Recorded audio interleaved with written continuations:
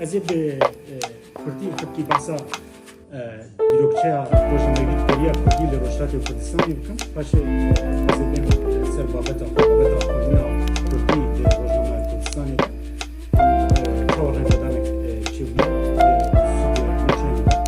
Rojnameya Kurdistanê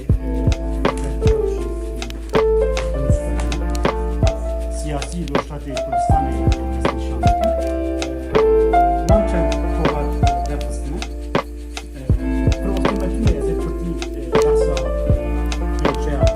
Rojnamegerîya Kurdistanê bikin.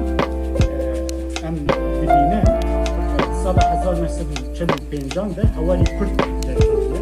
Kovareke ku hetan han tenevî Kurd e, Mamoste Cemal Nebes